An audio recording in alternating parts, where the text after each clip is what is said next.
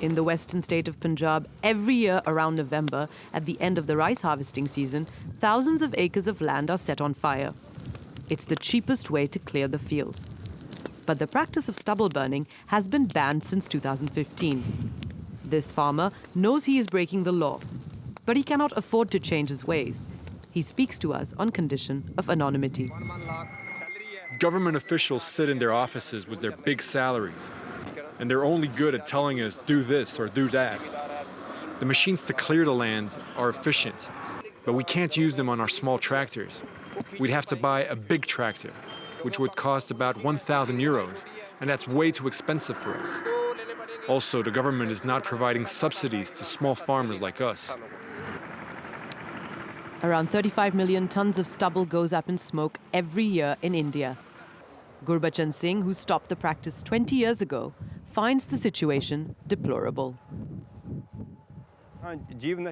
I came to realize that these fires had a terrible impact on the environment. Back then, I too used to burn the stubble on my land. But then I realized I had to give up this practice in order to help save our air, our land, and our water. Every year, farmers have only 2 weeks to clear the fields after the rice harvest and before they start sowing their winter wheat crop. They have to get rid of the stubble as quickly as possible. You know, if the farmers burn their lands, it's because they lack information. He invested in this machine, the Happy Seeder, to help alleviate the problem. It cuts and collects the stubble and then sows wheat. But not everyone can afford this machine. Through a government initiative, 3 Happy Seeders have been made available to a group of farmers in 2 of the worst offending villages in Punjab. You see, once it's level, at the correct height, you just have to tighten the handles. With this machine, you can then sow 50 kilos of seeds. This agriculture specialist is here to give the farmers a tutorial. This project has just started, but what's good is that the farmers are coming here on their own initiative. और जे KVK वाले सानू ना समझाउंदे ते अहीं इसे तरह ही आगे लाउंदे रहना ते इसे तरह ही ये काम सरकार ਨੂੰ ਵੀ ਚਾਹੀਦਾ ਵੀ ਇਹਨਾਂ ਨੂੰ ਹੋਰ ਸਹਾਇਤਾ ਦੇਵੇ ਤੇ ਇਹ ਵੱਧ ਤੋਂ ਵੱਧ ਪਿੰਡਾਂ ਨੂੰ ਆਪਦੇ ਨਾਲ ਜੋੜ ਕੇ ਤੇ ਅੱਗੇ ਜਿਹੜੇ ਆਉਣ ਵਾਲੇ ਸਮੇਂ ਦੇ ਵਿੱਚ ਨਾ This is a small step in the right direction, but public funds are still sorely lacking to expand programs such as these.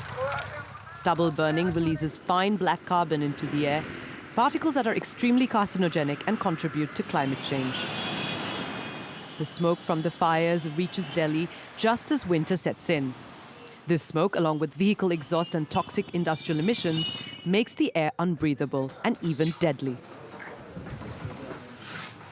Once the air quality went down, the pollution levels increased.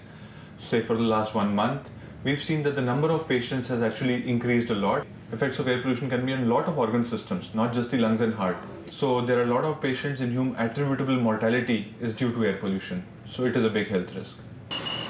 Delhi's air has particulate matter that is 14 times higher than the levels considered safe by the World Health Organization. A recent study by the University of Chicago says that the city's air pollution reduces life expectancy by 10 years. A startup based at the Indian Institute of Technology in Delhi is trying to find ways to deal with the problem. Ankur Kumar has developed a unique system to deal with rice residue. There are 3-4 basic steps. First we cut it, then we wash it, we cook it, and simply beat it. So the paddy straw is basically converted into pulp using these 4 steps. He founded the startup with 2 other students. The idea was to buy stubble from farmers and convert it into biodegradable cardboard. So we were doing project on paper recycling, and at that time we faced this problem of air pollution, and this was basically caused by crop stubble burning in Punjab and Haryana. So we thought we should focus on making market for those kind of agricultural residues which are burning, because the smog was immense. Delhi was like a gas chamber. The startup plans to commercialize its technology in another 4 months.